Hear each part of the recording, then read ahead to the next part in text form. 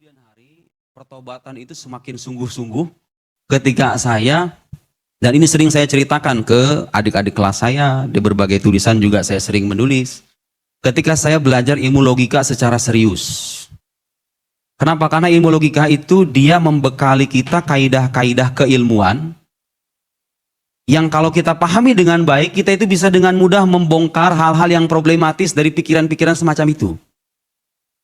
Jadi makanya saya sering men-trigger gitu ya anak-anak muda, para mahasiswa sebelum baca buku-buku orientalis, orang-orang barat, buku-bukunya, apalagi bukunya orang-orang ateis ya. Saya sering menyarankan untuk memahat terlebih dulu fondasi keilmuan sekokoh mungkin. Salah satu fondasi keilmuan yang paling penting itu ilmu logika. Makanya para sarjana muslim, para ulama muslim sering bilang ilmu logika itu madkhal likullil ulum. Itu pengantar bagi semua ilmu. Karena semua ilmu butuh metode berpikir. Kalau kita berpikir, mengkonsumsi pemikiran sedemikian banyak tanpa ada metode yang jelas, kita akan mudah terjebak dalam pikiran-pikiran yang absurd semacam itu. Dan hari ini saya ingin mendemonstrasikan sekelumit dari pikiran yang absurd itu. Ya, saya katakan pikiran absurd karena secara logis itu tidak bisa dipertanggungjawabkan. Jadi kalau kita menggunakan analisis logis untuk mendiskusikan tema yang akan kita bahas pada kesempatan kali ini, akan terlihat di mana sih problematisnya. Jadi alhamdulillah yang dulunya saya kontra sama INSIS, sekarang diundang sama INSIS. Untuk membicarakan atau untuk mengkonter pikiran yang dulunya suka saya konsumsi. Ya itulah saya ingat salah satu ungkapan salah seorang ulama besar Al-Azhar, namanya Syekh Muhammad Al-Ghazali. Beliau seorang ulama yang sangat disegani di dunia Arab ya. Tulisan-tulisannya banyak dan sangat indah sekali. Beliau bilang gini, ini pesan untuk para mahasiswa ya. Ana la akhsha 'alal insan alladhi yufakkir wa indal. Li'annahu sayaudu ilal haqq. Walakinani akhsha 'alal insan alladhi la yufakkir. Wa in ihtada li'annahu karrish fi mahabbatir rih. Kata Syekh Muhammad Ghazali, saya itu tidak takut dengan orang yang terus-menerus berpikir, belajar maksudnya ya, mencari kebenaran, tidak fanatik.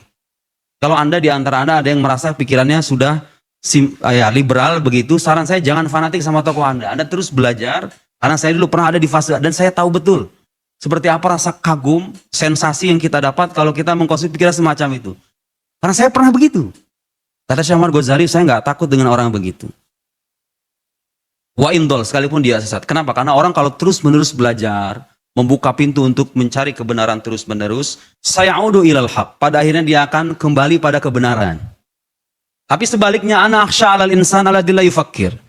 Orang yang nggak mau mikir, nggak mau belajar, sudah fanatik, dikit-dikit kalau kata orang yang kontra dengan tokohnya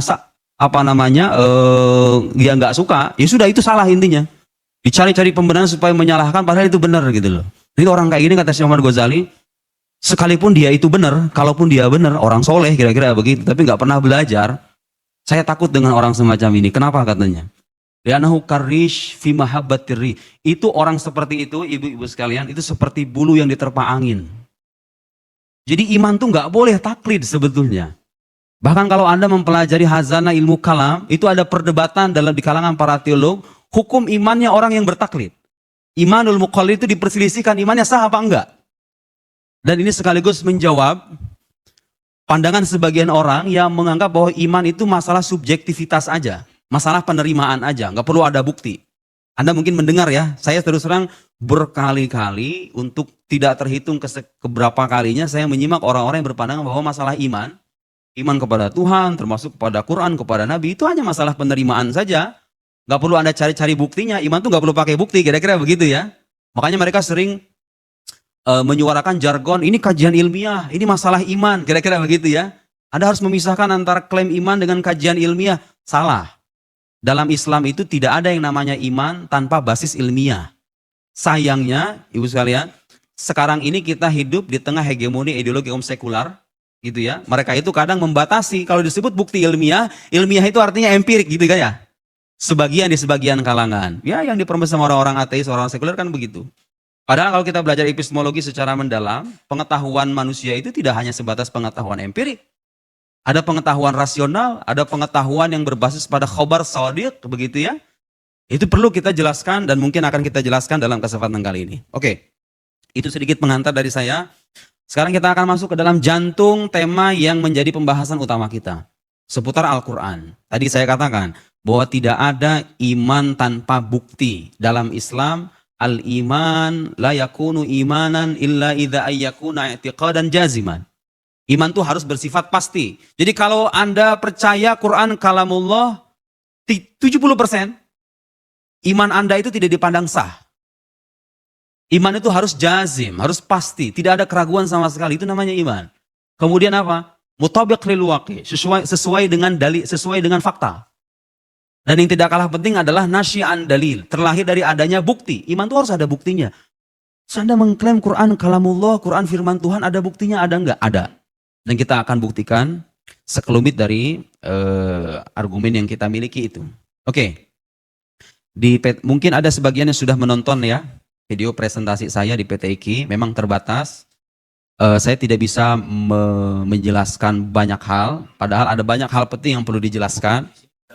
Di sini bisa. Nah, saya punya keluasan waktu. Jadi siapkan konsentrasi Anda, kita akan bicara serius sekarang nih. Oke, bicara masalah yang serius karena ini menyangkut hal yang fundamental dalam agama dan ini senantiasa dan terus-menerus diragukan oleh orang-orang belahan sana itu. Kenapa saya anggap yang tema ini penting? Karena sampai sekarang itu, Bu, teman-teman sekalian, sampai sekarang itu masih banyak orang muslim yang kalau ditanya, kamu percaya Quran itu firman Tuhan kan? Bisa nggak membuktikan bahwa Quran itu firman Tuhan? Bagaimana cara membuktikannya? Banyak orang muslim yang belum bisa menjawab. Termasuk kalangan intelektual. Bahkan ada yang menganggap bahwa ya itu masalah iman kita aja. Ya kita percaya itu dari Tuhan, udah selesai. Gitu ya. Jadi dan itulah pengaruh dari ideologi kaum sekular ya, yang suka memisahkan antara iman dengan penelitian ilmiah. Nah, saya memaparkan banyak poin terkait klaim tersebut, bukti-bukti untuk mendukung klaim tersebut. Saya sebutkan 3 aja karena kita punya banyak tema yang harus kita jelaskan secara lebih terperinci, terutama tentang kalamullah ya. Bagaimana kita itu bisa yakin, nah ini saya kira penting untuk kalangan muslim secara umum, baik akademisi ataupun non-akademisi. Bagaimana kita bisa membuktikan secara meyakinkan bahwa Quran yang ada di hadapan kita itu 100% kalamullah. Kita kan sedang bicara Quran itu kalamullah atau kalam Nabi. Ya Anda harus buktikan terlebih dulu, benar gak dia kalamullah? Oke, akan kita buktikan. Dan kita mengklaim sejak awal bahwa klaim yang menyebut Quran kalamullah itu klaim ilmiah. Ilmiah dalam arti berbasis pada ilmu. Ilmiah tidak selamanya harus bersifat empirik. Pengetahuan empirik itu hanya salah satu dari pengetahuan yang sahih, tapi bukan satu-satunya. Oke. Ilmiah dalam arti berbasis pada ilmu dan logis tentunya. Semua klaim ilmiah tidak boleh bertentangan dengan hukum logika yang bersifat pasti. Satu, kita bisa melihat dari kepribadian orang yang membawa Al-Quran itu. Jadi kita ini, orang muslim ini diuntungkan dengan satu fakta. Bahwa sejarah Nabi kita itu terpaparkan sedemikian gamblang. Dari mulai lahir sampai wafat. Kepribadiannya, bagaimana cara berjalan, hatta fisiknya itu tergambarkan secara detail. Kemudian yang tidak kalah penting dari kepribadian Nabi Muhammad Sallallahu Alaihi Wasallam itu, beliau itu sebelum jadi Nabi pun diakui kejujurannya, integritasnya. Artinya orang yang jujur, tidak pernah berbohong, tidak pernah terbukti satu kali pun beliau itu berbohong. Itu fakta historis. Anda tidak boleh mengingkari itu. Kalau Anda tidak terima silahkan datangkan fakta historis sebaliknya. Dan Anda buktikan kesahihannya, validitasnya. Dan tidak ada sampai sekarang. Jujur, yang tidak kalah penting apa? Bapak Ibu sekalian. Bukan hanya jujur, tapi beliau itu ummi. Layak yaqra' wa la yaktub. Tidak pernah belajar ilmu perbandingan agama. Tapi mengkritik agama lain. Tidak pernah belajar filsafat. Banyak ayat-ayat Quran, ayat-ayat dalam Al-Quran yang menginspirasi para filsuf. Tidak pernah belajar sains, tapi ada isyarat-isyarat ilmiah dalam Al-Quran. Tidak pernah mendalami ilmu apapun kepada tokoh manapun. Saya tahu ada beberapa orientalis yang kadang berimajinasi, dia belajar sama Mbah Hiro itu, pendeta Nasrani. Gimana buktinya? Kalau beliau pernah, seberapa lama itu belajar? Ini manusia agung yang sejarah kehidupannya detail. Kalau benar itu pernah belajar, saya yakin data-data historisnya pasti ada. Tapi nggak pernah ada. Itu hanya halusinasi mereka aja. Tidak pernah belajar, tidak membaca, tidak menulis. Lalu datang, nih sekarang kita melakukan reasoning ya. Khas para logikawan. Kita buat premis terlebih dulu. Tiba-tiba datang dengan kitab suci yang berisikan informasi terdahulu. Ada keluarga Imran, ada Ashabul Kahf, ada Nuh, Adam, Ibrahim, Ismail, Ishak. Kemudian kisah Luqman, Yusuf alaihissalam. Semua itu direkam atau dikemukakan dengan bahasa yang sampai detik ini berdasarkan kesaksian para pakar bahasa sendiri tidak ada yang bisa menandingi. Jadi pengetahuan tentang masa lampau, tentang eskatologi, alam akhirat itu dijabarkan dalam Al-Quran. Seperti apa surga, neraka, hisab, kemudian nasib para pendurhaka, Fir'aun, dan seterusnya dijabarkan. Banyak hal dalam Quran berupa informasi. Nah, kalau kita belajar epistemologi, informasi itu tidak mungkin datang dengan sendirinya. Pasti ada sumber, betul nggak? Jadi Anda tidak logis mengatakan Quran itu, kalau Anda melakukan kajian terhadap Quran, kemudian menafikan sumbernya, itu kajian yang tidak ilmiah bagi saya. Dan itu banyak dilakukan oleh para orientalis, membaca Quran sebagai teks mati. Dilepaskan dari sakralitasnya begitu saja. Padahal itu secara epistemologi salah, karena informasi Quran itu harus ditentukan sumbernya dari mana. Kalau dari Nabi kan nggak mungkin. Nah kemudian begini, ada variabel kedua. Quran itu terbukti sebagai sesuatu yang luar biasa, yang berisikan tantangan.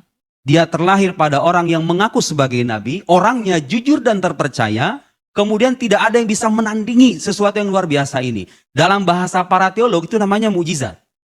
Kadang-kadang orang disebut kata mukjizat, yang terbayang itu mukjizat indrawi ya. Enggak, Quran itu mukjizat rasional. Untuk menangkap kebenarannya kita perlu menggunakan pisau analisis logika, kira-kira begitu ya. Sekarang begini, ada sosok yang tidak membaca, tidak menulis, datang dengan kitab suci, berisikan tantangan, tantangannya tidak bisa dipenuhi oleh makhluk manapun. Pertanyaan logis selanjutnya adalah, dari mana itu berasal? Kan tidak ada manusia yang bisa, kalau Anda mengatakan itu manusia, faktanya menunjukkan tidak ada manusia yang bisa menandingi kitab suci itu. Dan itu fakta. Nah saya terus terang merasa terheran-heran ketika Profesor Mun'im di debat PTIQ itu bilang kemukjizatan Al-Quran itu adalah klaim yang diterima agak belakangan secara bertahap. Oh siapa bilang? Kemukjizatan Quran itu sudah ada sejak zaman Nabi, karena tantangannya sudah ada sejak zaman Nabi. Jadi dia tidak bisa membedakan antara penjelasan kaum muslim tentang mukjizat dengan mukjizat itu sendiri. Mukjizat in itself gitu ya. Al-mu'jizah fi haddi dzatiha. Miracle in itself. Jadi mukjizat sebagai pada dirinya sendiri itu sudah ada sejak zaman Nabi. Hanya saja penjelasan, rincian, uraian memang muncul belakangan. Tapi Anda harus bisa membedakan itu antara fakta mukjizat dengan penjelasan kaum muslim terhadap mukjizat. Dua hal yang berbeda ya. Jadi kemukjizatan Quran itu sudah ada sejak zaman Nabi dan faktanya diakui sama orang-orang hidup di zaman Nabi. Mungkin Anda bertanya, memang kenapa yang harus menjadi bukti itu harus mukjizat? Kenapa? Kalau kita ingin membuktikan kenabian itu harus dengan mukjizat. Karena begini, Pak. Saya berikan alasan yang paling sederhana. Nabi itu kan manusia yang luar biasa ya, betul? Yang tidak biasa. Klaimnya pun tidak biasa. Dia aku sebagai utusan Tuhan. Itu klaim yang luar biasa loh. Aku adalah utusan Tuhan. Penguasa jagat raya.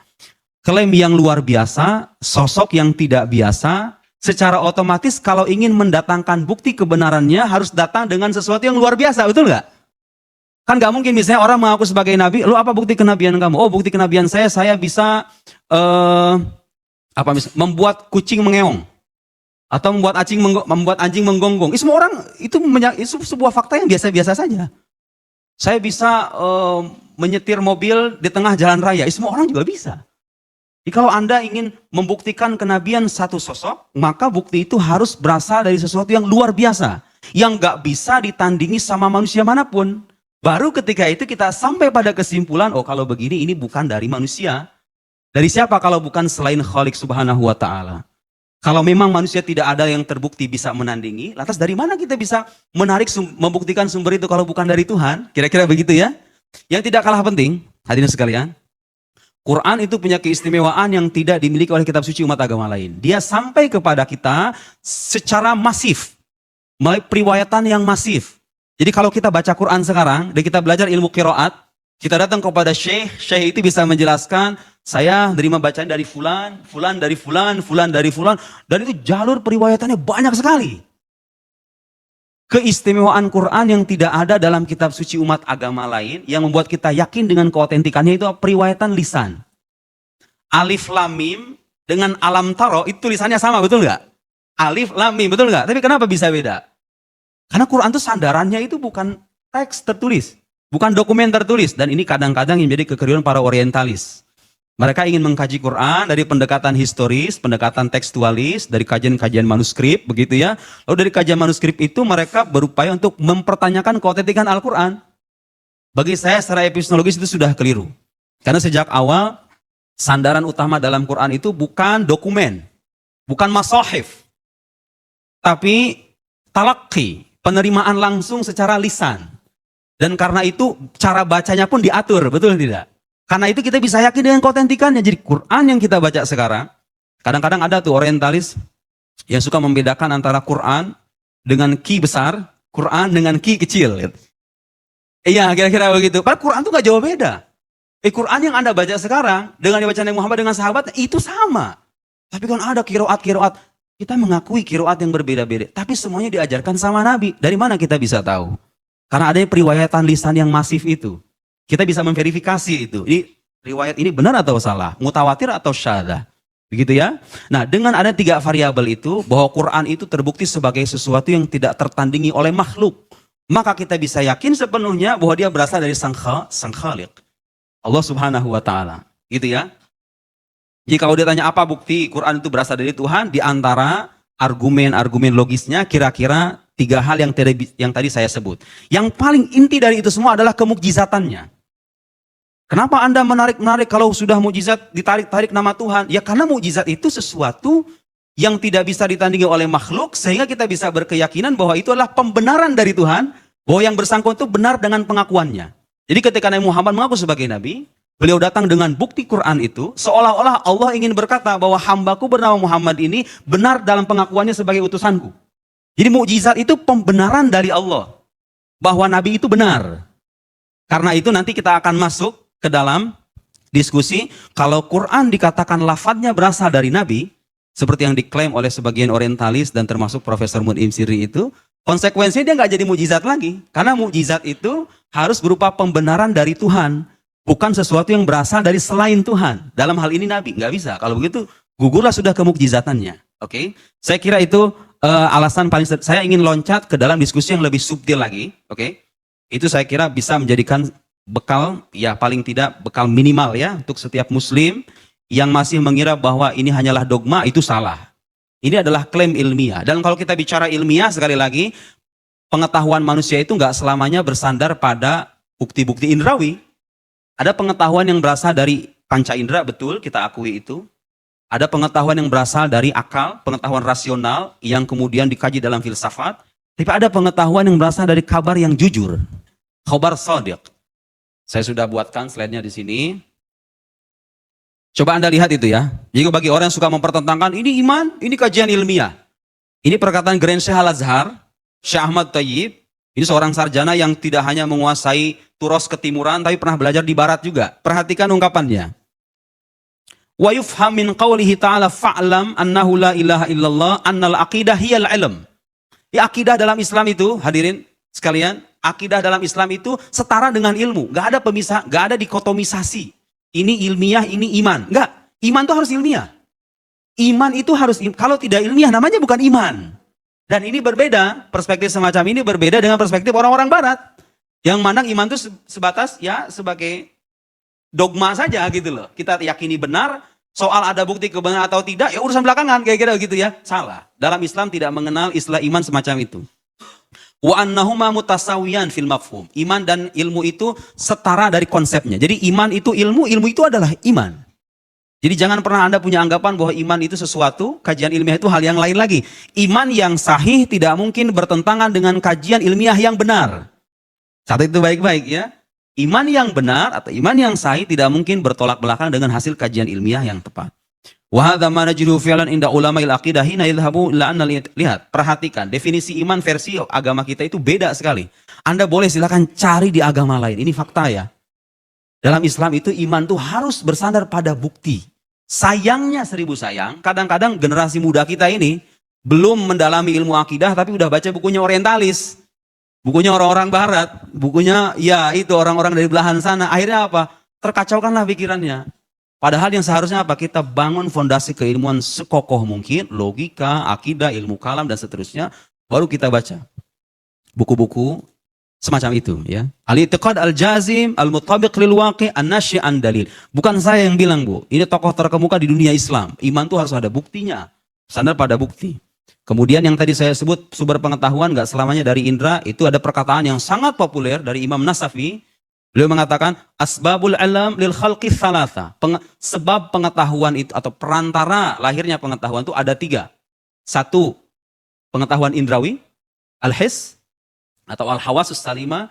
2, al-khobar shadiq. Khobar shadiq ini dari mana? Informasi yang jujur itu maksudnya apa? Ada 2 macam. Ada informasi yang datang berasal dari orang yang terbukti sebagai nabi, yang terkokohkan kenabiannya dengan mukjizat. Itu khobar shadiq. Nabi kan gak mungkin bohong, karena dia kan dari Tuhan. Masa Tuhan berbohong? Kira-kira begitu ya. Jadi kalau seseorang sudah terbukti secara meyakinkan bahwa dia adalah seorang nabi, dia gak mungkin berbohong. Dan karena itu konsekuensi logisnya kita harus benarkan semua perkataannya. Ini penjelasan ilmiah dalam epistemologi. Ya, kemudian ada pengetahuan rasional. Nah, ini sebetulnya kalau kita elaborasi lebih dalam, bisa jadi satu seminar tersendiri. Dari mana maksudnya? Sekarang itu banyak orang-orang yang suka mempertentangkan antara agama, filsafat, kemudian sains gitu ya. An-Nasafi berabad-abad yang lalu sudah bilang, pengetahuan saintifik yang diwakili oleh pengetahuan indrawi, pengetahuan rasional yang diwakili oleh filsafat, pengetahuan yang berbasis pada khobar shadiq yang diwakili oleh agama, itu semuanya sah. Yang bersifat pasti dari semua pengetahuan gak mungkin saling bertentangan. Pertentangan itu hanya mungkin terjadi pada hal-hal yang sifatnya partikular, dhonniyat, yang kebenarannya masih bersifat sangkaan. Tapi hal yang pasti dalam agama itu gak mungkin digugurkan oleh klaim-klaim saintifik yang masih bersifat dhonni. Atau sebaliknya, ada tafsir-tafsir keagamaan yang sifatnya dhonni, itu gak bisa membatalkan penelitian saintifik yang bersifat pasti. Ini luar biasa ulama kita itu. Tapi mereka tidak mengeksplisitkan ini filsafat, ini agama, ini sains. Coba itu ya, An-Nasafi. Saya dulu kuliah di Al-Azhar, Pak. Ini membaca teks An-Nasafi ini sama Profesor Abdul Fadil Al-Qusi, itu beberapa pertemuan hanya membahas ibarat ini saja. Haqaiqul asya' thabita wal ilmu biha mutahaqqiq khilafan lisufasta'iyah. Berkali-kali. Saking dalamnya ungkapan An-Nasafi ini. Sampai-sampai ada yang bilang hadhil ibarah kada an takuna wahyan. Hampir menjadi wahyu kata. Saking dalamnya. Saking dalamnya An-Nasafi. Oke, kita nggak punya banyak waktu tapi nanti kita bisa diskusi ya. Oke, saya ingin masuk ke dalam persoalan yang inti yang akan menjadi fokus utama diskusi kita kali ini. Ini yang nggak sempat saya paparkan di presentasi diskusi kemarin ya. Kita ini sedang bicara Quran itu kalam Allah atau kalam Nabi. Atau bisa nggak Quran dikatakan sebagai kalam Allah sekaligus kalam Nabi. Sebagai seorang sarjana, seorang akademisi, kita perlu teliti dalam menggunakan istilah. Kita harus sepakat itu ya. Nah sayangnya, saya itu membaca tulisannya Profesor Munim Sirri, menyimak pemaparannya selama sekian menit itu, saya tidak menemukan dan Anda pun tidak menemukan penjelasan sedikit pun. Anda mengatakan Quran, kalam Tuhan, kalam Nabi, kalam itu maknanya apa sih sebetulnya? Betul nggak? Saya kira ini tuntutan akademis ya. Kita ini mau debat apapun, kita harus bisa mengklirkan terlebih dulu. Terminologi yang mau kita gunakan itu maknanya apa? Dan itu yang menjadi alasan kenapa kita sering terjebak pada debat kusir. Karena nggak jelas Anda memaksudkan ini begini, saya beda gitu loh. Percuma saja kita berdebat. Dan kita juga bagaimana kita bisa menguji kesahihan klaimnya kalau definisinya saja tidak dia kemukan sama sekali, kira-kira begitu. Kayak orang misalnya pengen mengharamkan filsafat, filsafat itu haram bagi saya. Tapi filsafat dalam bayangan dia itu Bertrand Russell, ya. Kemudian apa? Siapa lagi yang ateis-ateis itu? Heidegger. Kemudian orang-orang dalam bayangan dia, filsafat itu haram. Ya karena dia punya asumsi filsafat itu begitu. Ya, padahal gak begitu filsafat itu. Filsafat itu ada Ibnu Sina, ada Al-Farabi, orang-orang teistik ya. Orang-orang beriman itu luar biasa, itu filsafat juga. Anda bicara filsafat sebagai produk pemikiran atau sebagai metode keilmuan? Harus kita tentukan dulu dong. Anda bicara filsafat haram, filsafat itu boleh dipelajari. Filsafat itu apa? Gitu loh. Itu kalau Anda silahkan baca buku, saya sudah tulis itu bukunya dan kritik juga atas tulisannya ya. Di buku terbaru saya, lihat juga ceramahnya, nggak ada satupun penjelasan kalam itu. Dan saya akan buktikan, kalau saya punya waktu, bahwa dalam presentasinya beliau itu melakukan manipulasi. Saya tidak main-main dengan klaim ini. Tidak sejumlah teks-teks ulama yang dipaparkan dalam presentasi itu, saya cek kitab aslinya, uraiannya secara lebih lengkap, ternyata itu menjatuhkan pikiran dia sendiri gitu loh, ya. Kita akan buktikan itu nanti ya.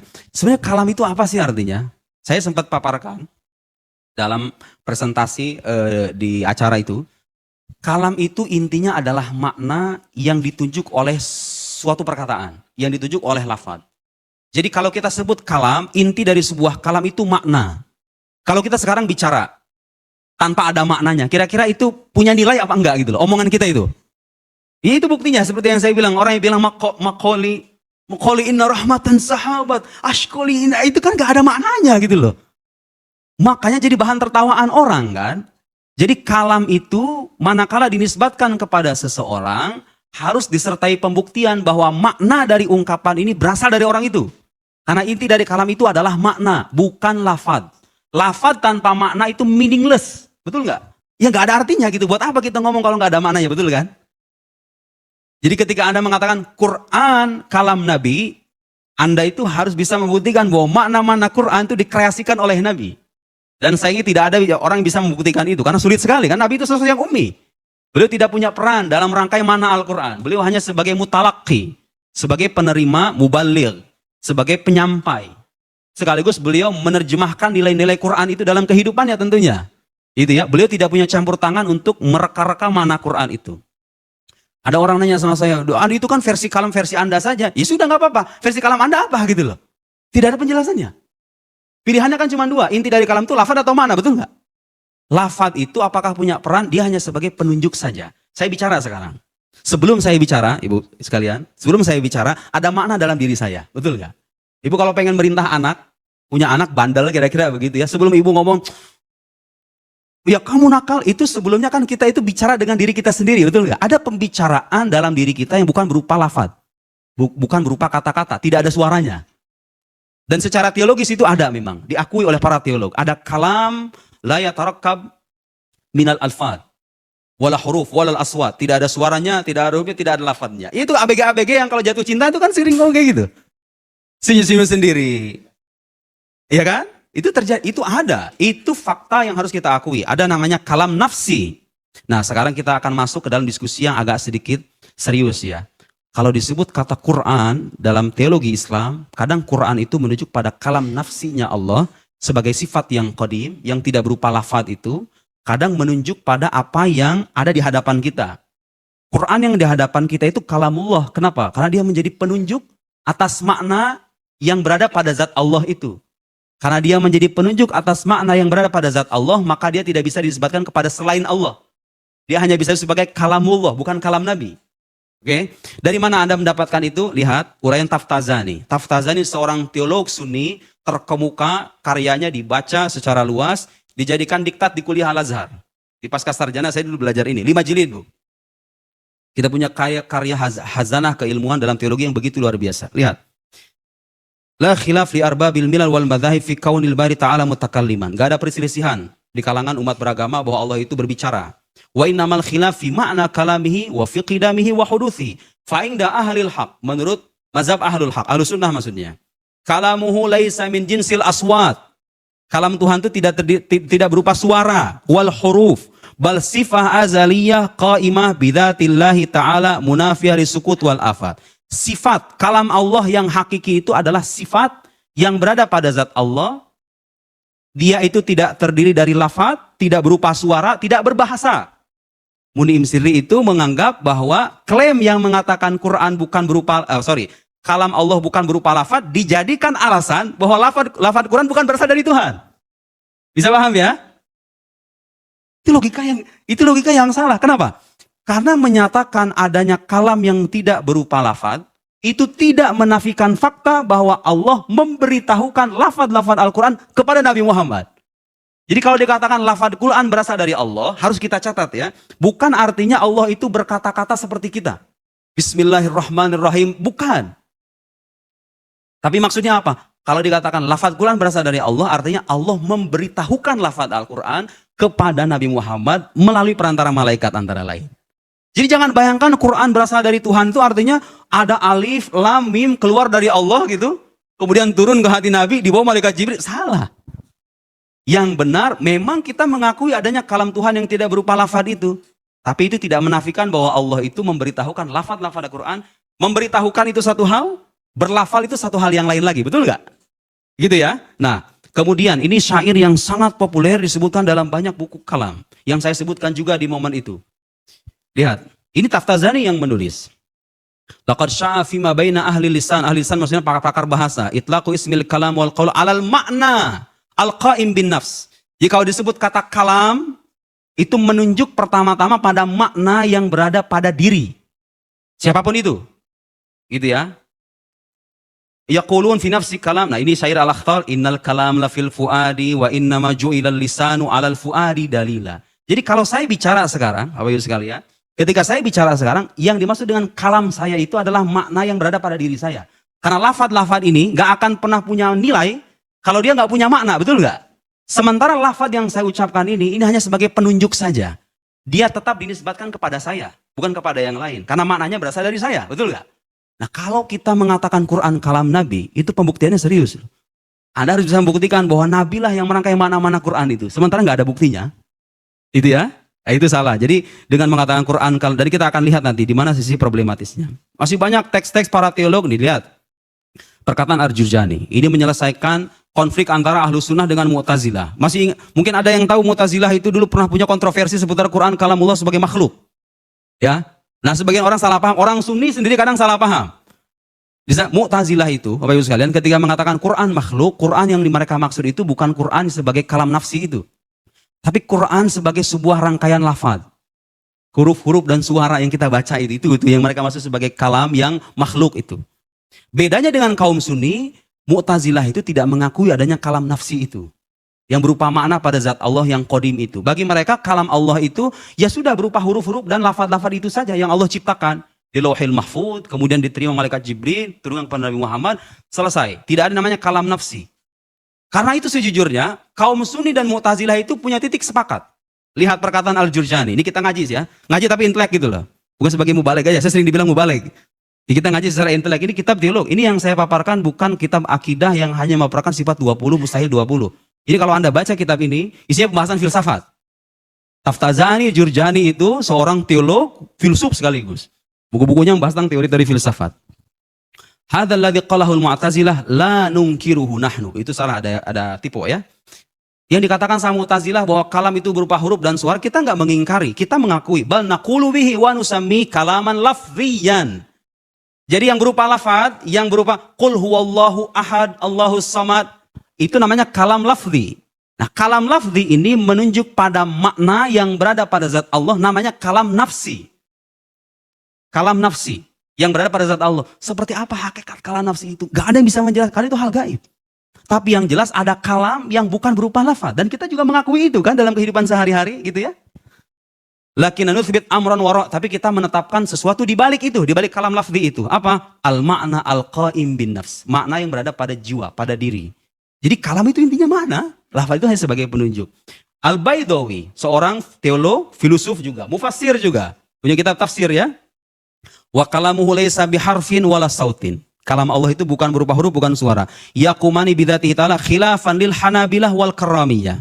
Au bi ghairi khilafan lil Mu'tazilah. Bal huwa ya, al-ma'na al-qa'im bin nafs. Jadi dimaksud dengan kalam itu adalah makna yang berada pada diri, pada satu sosok. Oke, sekarang kalau Anda sepakat dengan pengertian yang kita paparkan melalui penjelasan para teolog itu, maka Anda bisa tahu di mana sisi problematis klaim yang mengatakan Quran kalam Tuhan dan kalam Nabi. Klaim tersebut kalau kita analisis secara lebih mendalam akan menjatuhkan kita pada kontradiksi. Kenapa? Kalau kita katakan Quran kalam Allah, itu artinya kita secara tidak langsung kita mengakui bahwa semua makna Quran itu berasal dari Allah.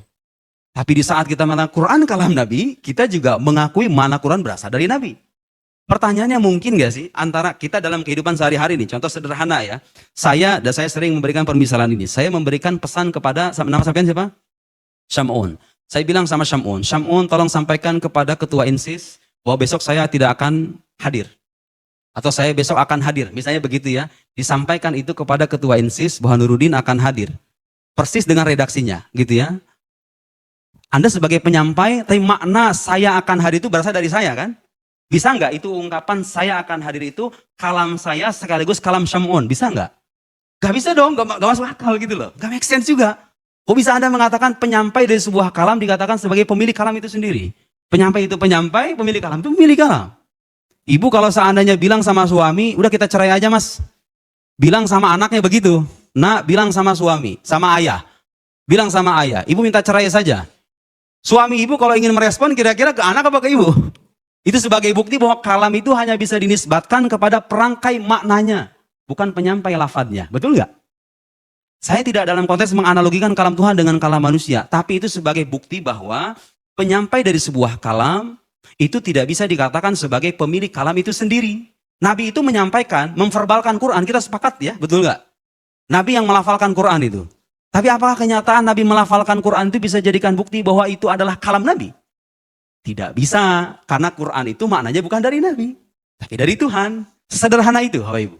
Silahkan kalau Anda tidak setuju, kita bisa berdiskusi nanti. Jadi apa yang saya kemukakan itu punya landasan epistemiknya begitu ya dalam hazanah teologi Islam. Memang keliru kalau kita katakan Quran kalam Tuhan dan kalam Nabi. Sebagaimana keliru kalau Anda menyatakan bahwa perkataan fulan yang tadi saya katakan itu, perkataan Nuruddin adalah perkataan Syamun, perkataan Syamun, perkataan Nuruddin. Oh itu dari saya kok. Anda sebagai penyampai saja. Orang ini kalau misalnya mau nagih saya, mana Nuruddin hadir atau enggak? Pasti nanya ke saya. Bukan ke sampean, betul enggak? Logika sangat sederhana gitu ya. Gak bisa satu kalam itu disebutkan kepada dua sosok yang berbeda. Perhatikan, dari mana sekarang kita buktikan secara logis. Quran adalah kalamullah, satu proposisi. Oke? Quran kalamullah satu proposisi. Quran bukan kalam Allah, satu proposisi juga. Dalam logika itu ada kontradiksi ya. Pernyataan Quran kalam Allah, Quran bukan kalam Allah. Itu kontradiktif kan? Gak mungkin ada mengatakan ini perkataan Nuruddin, tapi juga bukan perkataan Nuruddin. Itu mustahil. Salah satu dari keduanya harus ada yang benar, betul nggak? Satu kan harus ada yang benar. Harus ada yang benar. Ketika kita katakan Quran kalam Allah, itu, nah kalau kita katakan ini kesimpulan yang benar, konsekuensinya pernyataan yang mengatakan Quran bukan kalam Allah harus pasti salah. Karena kontradiksi mengatakan an-naqidun la yajtami'an wa la yartafi'an.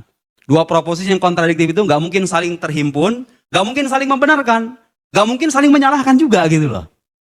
Ya dibilang kalam Tuhan bukan, kalam selain Tuhan juga bukan. Kalamnya siapa kalau gitu? Ya nggak masuk akal. Salah satunya harus ada yang benar. Itu kontradiksi yang mengatakan. Masalahnya ketika Anda mengatakan Quran kalam Nabi, Nabi itu kan bukan Tuhan, betul nggak? Iya, ya kan? Bukan Tuhan. Jadi ketika mengatakan Quran kalam Nabi, itu pernyataan Quran kalam Nabi itu secara tidak sadar sebetulnya itu menjurus pada pernyataan Quran bukan kalam Tuhan. Karena Nabi itu bukan Tuhan. Bisa dipahami nggak? Saya menjelaskan logika semacam ini, banyak orang protes sama saya.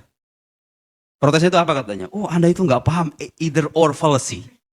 Either or fallacy itu artinya itu ketika kita terjatuh dalam kesesatan berpikir, manakala ada opsi banyak, kita kerucutkan menjadi dua gitu loh.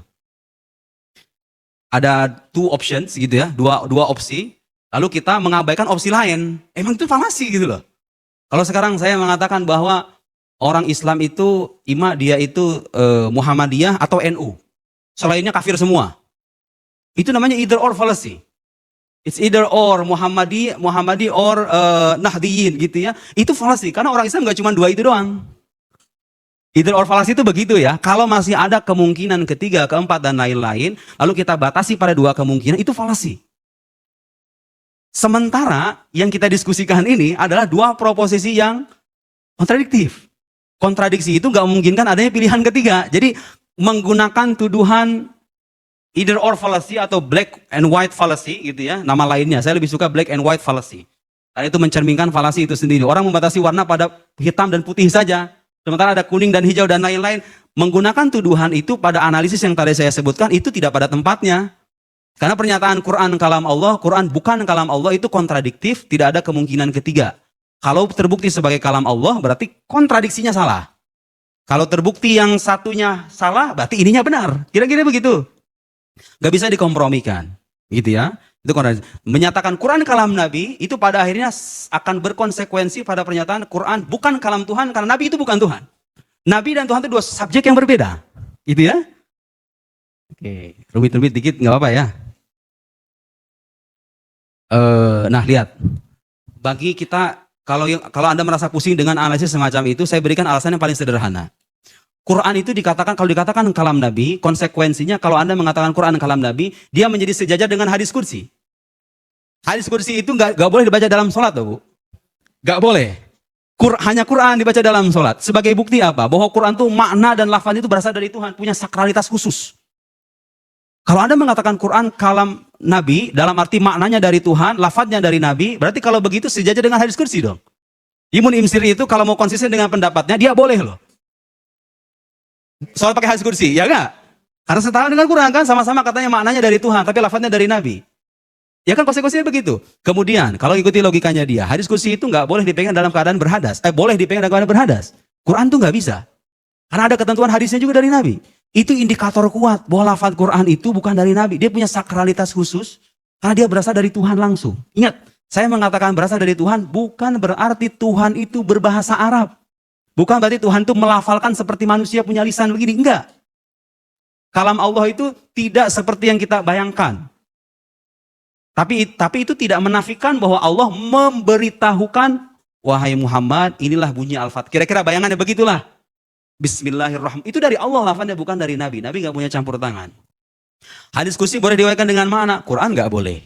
Hadis kursi tidak dijadikan bahan tantangan atau mukjizat. Sementara Quran dijadikan bahan tantangan oleh Allah untuk membuktikan kebenaran Nabi Muhammad Sallallahu Alaihi Wasallam. Dengan adanya perbedaan-perbedaan itu harusnya kita menarik kesimpulan bahwa kalau begitu lafaz Quran itu beda dengan wahyu yang lain. Lafaz Quran itu beda statusnya dengan wahyu yang lain. Hadis kursi dengan hadis nabawi. Kalau Quran itu lafaz dan maknanya dari Tuhan, kalau hadis kursi itu maknanya dari Tuhan, lafaznya dari Nabi, sementara hadis nabawi itu ada yang sifatnya tauqifi, ada taufiqi. Itu saya jelaskan di buku saya. Ada yang sifatnya itu ijtihad dari Nabi terhadap terinspirasi dari wahyu Allah, itu ijtihad dari Nabi, tapi enggak semuanya wahyu. Wa ma yantiqu 'anil hawa in huwa illa wahyu yuha. Yang keluar dari Nabi itu wahyu. Bukan berasal dari hawa nafsu. Oke, itu argumen rasional. Dalam akidah itu biasa kita berjumpa dengan argumen rasional, argumen tekstual. Oke? Ibnu Imsiri itu dan para orientalis, saya kira ada pemikir Arab namanya Abdul Karim Shorus ya. Dia juga sama punya pandangan semacam itu. Saya udah baca bukunya, gak ada dalil Quran yang benar-benar bersifat qat'i yang mendukung klaim semacam itu bahwa Quran itu kalam Nabi. Tapi kalau Anda baca ayat Quran, banyak sekali ayat Quran yang membuktikan bahwa lafaz Quran itu dari Tuhan, bukan dari Nabi. Perhatikan Bapak Ibu sekalian. Ini ayat yang tidak sempat dikomentari sama siapapun dalam momen diskusi itu. Karena saya yakin ini ayat bersifat qat'i. Inna anzalnahu Qur'anan Arabiyyan. Sesungguhnya kami menurunkan Al-Quran berbahasa Arab. Apakah ada bahasanya sebatas makna, nggak ada lafadznya? Ya bahasa itu lafadz sekaligus makna kan? Kan klaim para Profesor Ibnu Imsiri itu mengatakan Quran itu maknanya dari Tuhan, lafadznya dari Nabi. Lalu Quran mengatakan Quran yang diturunkan oleh Allah itu berbahasa Arab. Kalau berbahasa Arab berarti ada lafadznya dong. Lafadz dan makna sekaligus. Jelas itu. Kurang jelas apa itu? Inna sanulqi 'alaika qaulan tsaqila. Qaul. Allah menyatakan bahwa yang disampaikan kepada Nabi Muhammad adalah perkataan. Bukan makna. Kalau makna inna sanulqi 'alaika ma'nan tsaqila. Allah mengatakan qaul. Qaul itu artinya lafaz yang diperuntukkan bagi sebuah makna. Itu namanya qaul. Berarti kalau begitu berdasarkan teks Quran yang diturunkan kepada Nabi itu bukan cuma makna, tapi juga lafadznya. Khusus terkait Quran ya. Kita nggak menafikan ada wahyu yang non-verbal, seperti hadis. Tapi kalau kita bicara Quran, teksnya tegas sekali. Komentar Profesor Ibnu Imsiri itu agak unik bagi saya. Ketika mengomentari ayat ini. Itu kan qaul itu adalah cara Quran memperkenalkan dirinya. Kita itu kadang tidak memproyeksikan pemahaman kita tentang qaul, bahwa itulah qaul versi Tuhan. Loh, kita ini bicara Quran berdasarkan makna orang-orang Arab, makna yang disepakati sama orang-orang Arab kan? Kita membaca Quran itu dengan kaidah bahasa Arab kan? Terus kemudian dikatakan, emang Quran itu nggak selamanya menyebut dirinya sebagai qaul, kadang-kadang menyebutnya sebagai kitab. Inna anzalna 'alaikal kitab. Apakah itu artinya kitab? Kita membayangkan Quran turun itu sebagai sebuah kitab yang ya book gitu ya, sebagai sebuah buku blok begitu kan, enggak juga katanya. Dia lupa bahwa kitab itu artinya ketetapan itu. Anda kok begitu dangkal yang membayangkan kitab itu sebagai textbook gitu, gitu. Gak ada muslim yang punya bayangan begitu. Kitab, ketika Quran menyebut kata kitab atau tanzil, itu maknanya merujuk pada subjek objek yang sama. Wahyu itu gitu loh. Itu hanya perbedaan lafaz, tapi misdak atau individu yang ditujuk itu sama gitu loh. Dan kenyataan bahwa Quran menamainya sebagai kitab atau ketetapan itu nggak menafikan bahwa ketetapan itu tersampaikan dengan lafadznya. Ada penafian nggak antara klaim bahwa Quran itu sebagai kitab dalam arti ketetapan dari Tuhan dengan klaim menyatakan ketetapan itu berupa lafaz yang berasal dari Tuhan? Ada penafian nggak? Apa masalahnya gitu? Memang kita mengakui Quran sebagai kitab dalam arti ketetapan, tapi ketetapan itu tersampaikan oleh malaikat Jibril dengan lafadznya. Oke? Faqala in hadza illa sihru yu'thar in hadza. Nah, ini juga ayat yang dikomentari sama beliau. Katanya apa? Ayat ini kan ancaman untuk orang kafir yang mengakui bahwa Quran itu sebagai perkataan manusia lalu mengabaikan dia sebagai firman Allah Subhanahu wa taala. Gitu kan? Ya, dia lupa bahwa ayat ini menafikan penisbatan Quran sebagai perkataan manusia. Betul nggak? Ayat ini menafikan penisbatan itu. Ya memang Anda mengakui Quran sebagai kalam Tuhan, tapi Anda dengan orang kafir itu punya semen perekat. Bahwa sama-sama menisbatkan Quran kepada manusia. Betul nggak? Wa ma bihil ishtiraq ghairu ma bihil ikhtilaf, kata para teolog. Sesuatu yang menyamakan itu berbeda dengan sesuatu yang membedakan. Ya memang kita berbeda, Anda berbeda dengan orang kafir. Orang kafir mengingkari keilahian Quran, Anda mengakui. Tapi semen perekat yang menyatukan Anda dengan mereka itu apa? Menisbatkan Quran kepada manusia, dan Quran menolak penisbatan itu. Apa bukti penolakannya? Orang yang mengatakan Quran sebagai perkataan manusia, sauslihi saqar.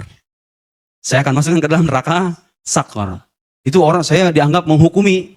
Dia sebagai ahli neraka, bukan menghukumi. Dalam konteks membuktikan bahwa Quran menolak penisbatan kitab suci itu kepada manusia. Quran menolak. Bukan saya menghukumi beliau masuk neraka, enggak. Itu membuktikan Quran itu enggak bisa mengkompres. Coba lihat itu. Qul innama attabi'u ma yuha ilayya mir rabbi. Aku hanya mengikuti saja. Tidak punya intervensi. Ya. Yang jelas itu tidak ayat, dan itu banyak ungkapan yang mengatakan qul ma yakun aluban min tilqa innama in attabi'u illa ma yuha ilayya. Aku tidak bisa mengganti. Nabi itu tidak bisa mengganti lafaz-lafaz yang diwahyukan kepada beliau, hanya mengikuti saja. Ini termasuk perkataan Al-Itqan dalam kutipan As-Suyuti yang disalahpahami. Perkataan yang mengatakan bahwa Jibril itu turun dengan makna, kemudian Nabi mengekspresikan dengan lafal berbahasa Arab. Ini Pak, kalau kita terima sebagai sebuah pendapat, nggak bisa dijadikan bukti bahwa Quran itu kalam Nabi. Karena kenapa? Inti dari kalam adalah makna, ya kan? Sementara pandangan ini mengatakan bahwa makna Quran itu berasal dari Tuhan. Jadi kalaupun Anda menyandarkan pandangan pada kutipan As-Suyuti ini, pernyataan ini sama sekali tidak menyatakan bahwa Quran kalam Nabi. Sementara di lain sisi kita temukan fakta bahwa ini pandangan yang tertolak, yang syaz. Gak ada dalilnya sama sekali. Dalil-dalilnya itu banyak. Nah ini yang saya kutip tidak perlu saya ulang ya. Silakan dilihat ulang itu rekaman videonya sebagai kaul yang syaz. Nah, saya katakan di antara argumen saya yang mengatakan bahwa kalau Quran itu lafadznya dari Nabi, maka itu berkonsekuensi pada pembatalan mukjizat Al-Quran. Itu bukan perkataan saya. Lihat, ini perkataan seorang ahli tafsir dari Al-Azhar. Lihat itu, mafsadatan kabirotan tatarat taban ala da'wa nuzuma al-Quran duna lafzihi. Dua kecacatan, konsekuensi gitu ya, dua konsekuensi cacat kalau kita terima klaim bahwa Quran itu maknanya saja yang turun, lafadznya dari Nabi. Isbatut tanaqud fil Quran. Ngakui ada kontradiksi dalam Al-Quran. Kemudian apalagi? Nafyu kaunil Quran mu'ajizan. Menafikan status Quran sebagai kalam yang mu'jiz. Menafikan kemukjizatannya. Kalau kita katakan maknanya dari Tuhan, lafadznya dari Nabi. Gitu ya. Baik, secepat saja kayak waktunya. Lihat. Abu Syahbah, seorang mufassir terkemuka dari Al-Azhar. Lihat perkataan beliau.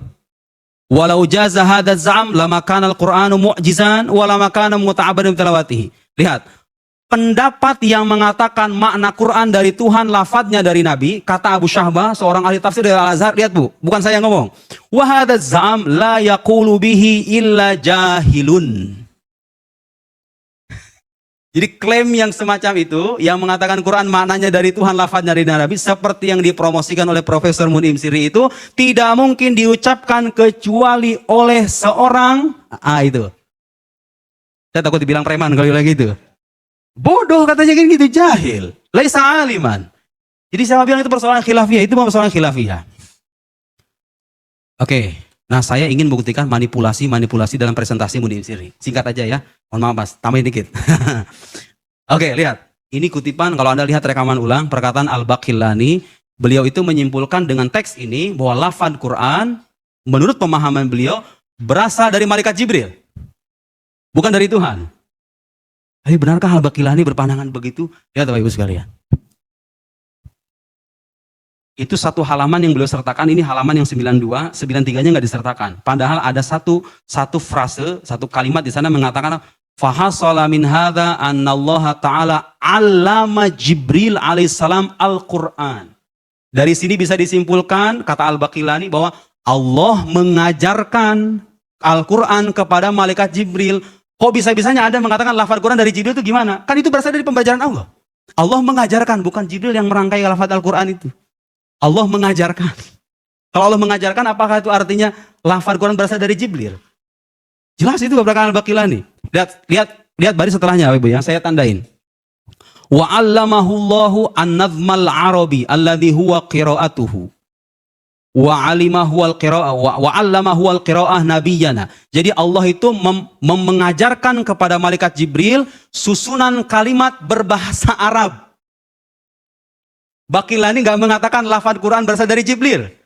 Justru beliau mengatakan Allah yang mengajarkan susunan kalimat berbahasa Arab itu kepada Jibril.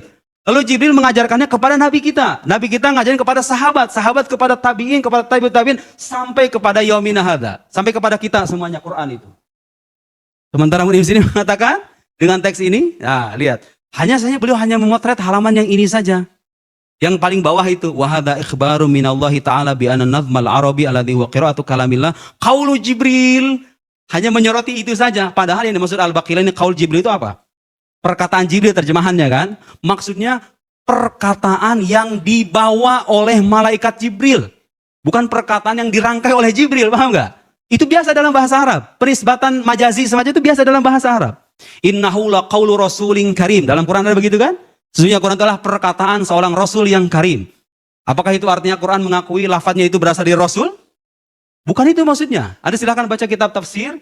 Yang dimaksud itu penisbatan, penyampaian. Bahwa itu adalah perkataan yang disampaikan oleh malaikat Jibril.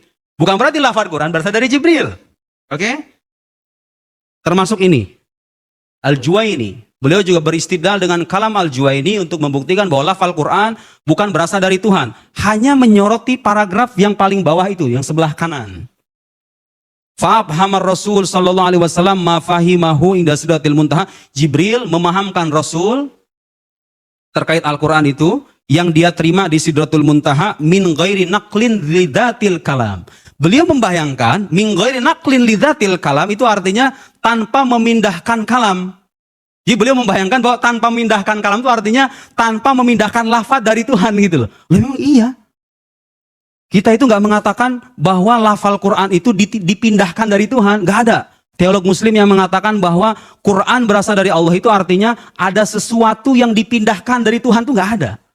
Dan kalam yang dimaksud di sini itu bukan kalam lafzi, tapi kalam nafsi yang qadim, yang tidak berpindah. Ya kita akui itu. Loh apa hubungannya dengan bahwa Quran itu lafalnya bukan dari Tuhan? Sementara lihat Al-Juwaini di halaman kitab yang lain mengatakan, menyebutkan syair yang tadi kita sebut. Innal kalama la fil fuadi, sesungguhnya kalam itu adalah sesuatu yang terpatri dalam hati. Wa innama ju'ilal lisanu 'alal fuadi dalila. Sementara lisan, pelafalan lisan itu hanya dijadikan dalil atau penunjuk bagi makna yang berada pada diri itu. Gitu ya. Walhasil dengan logika semacam ini, Quran gak bisa disebatkan kepada Nabi ataupun kepada Jibril, karena makna Quran bukan berasal dari Jibril, bukan berasal dari Nabi, tapi dari Allah Subhanahu wa taala. Terakhir, saya closing. Lihat, ini manipulasi yang sedemikian jelas. Dalam perkataan As-Siqili. Siqili ini seorang teolog Sunni, ya. Muhammad ibn Abi Bakar As-Siqili. Muhammad ibn Sabiq As-Siqili, maaf. Lihat, saya kutipkan aja halaman yang tidak beliau sertakan. Itu kurang jelas apa, Bapak Ibu? Saya sertakan. Lakinnal Qur'ana unzila, Al-Quran itu diturunkan manzuman, tersusun bihurufin, dengan huruf-huruf, wa aswatin, dan suara-suara, lam yaqdiril bashar alal ityan bimithlihi, yang tidak bisa ditandingi oleh manusia. Jadi Quran yang diterima sama Nabi itu bukan maknanya saja, seperti yang dikatakan Profesor Mun'im itu. Quran yang diterima Nabi itu sudah berupa lafaz berbahasa Arab. Ingat, kita mengatakan begitu tidak berarti bahwa kita mengakui Tuhan berbahasa Arab. Kita mengatakan kalam Tuhan tidak berbahasa. Lalu maknanya apa lafal Quran dari Tuhan? Maknanya lafal-lafal Quran itu diberitahukan oleh Tuhan kepada Nabi Muhammad sallallahu alaihi wasallam. Bukan berarti ada lafal keluar dari zat Tuhan, alif batasa keluar masuk ke dalam hati Nabi, bukan. Sementara beliau hanya memfokuskan pada kutipan ini saja. Itu pun kalau kita terima kutipan ini, tidak ada satupun teks ataupun paragraf yang mengatakan lafal Quran dari Jibril. Lihat. Ini terlalu panjang kalau saya uraikan. Lihat ini, saya soroti yang lebih intinya saja ya, yang sebelah sini, sebelah kanan. wa ma arsalna mir rasulin illa bilisani qaumihi liyubayyana lahum fayuaddi ila Musa ma sami'a bil ibraniyah wa ila Isa. Jadi kata As-Siqili, Jibril itu mengilhamkan atau memberitahukan wahyu kepada Nabi Musa dengan bahasa Ibrani, kepada Nabi Isa dengan bahasa Suryani. Itu bahasa Suryani bukan seperti yang kita ini sekarang, bukan ya, beda cerita itu, bukan makoli itu. Wa ila Muhammad, lihat, wa ila Muhammad bil arabiyyah. Jibril mewahyukan Al-Quran kepada Nabi Muhammad bil Arabiyyah. Dari mana itu yang beliau dapatkan Arabiyyah itu? Bahwa Quran berbahasa Arab, dari mana beliau? Allah mengajarinya. Dan Allah mengajari itu bukan berarti Allah melafalkan seperti hanya manusia, gitu ya. Sementara beliau menjadikan teks As-Siqili ini untuk menyimpulkan bahwa lafal Quran berasal dari Jibril. Oh, itu manipulasi jelas. Anda kalau bicara teks ulama sertakan sebagaimana adanya. Dan saya Bapak Ibu sekalian, saya bisa dikatakan berbohong dan berfitnah kalau seandainya saya melebih-lebihkan klaim tersebut. Saya itu banyak menjumpai manipulasi semacam ini dalam karyanya Munim Sirri. Saya sudah buktikan di sini, di buku ini, dan ini saya banyak. Ini disertasinya, kritik atas disertasinya. Kadang disertakan satu bagian, dipotong bagian yang lain, padahal itu bisa menggugurkan klaimnya sendiri. Saya buktikan itu, di buku yang lain juga ada, di buku Buktikan Al-Quran juga saya sertakan, di buku Nikah Beda Agama saya sertakan juga. Penggal satu bagian bisa mendukung klaimnya, disorot ditinggalkan bagian yang lain seolah-olah ulama itu sesuai dengan pendapatnya. Anda buktikan sekarang bahwa logika yang dimainkan oleh orang-orang liberal itu adalah logika yang tidak berasal dari orang-orang berakal, tapi itu berasal dari orang-orang yang nyaris kehilangan akal. Demikian, wallahu a'lam. Oke, sahabat Abu Ammar Fakih tercinta, demikian kita telah sampai di desa kami, Desa Sekar Gadung, dan kita telah mendengarkan ilmu yang disampaikan oleh Ustadz Muhammad Nuruddin LCMA. Demikian, sampai jumpa di kesempatan selanjutnya. Wassalamualaikum warahmatullahi wabarakatuh. Semoga sahabat Abu Ammar Fakih sehat senantiasa. Amin ya rabbal alamin.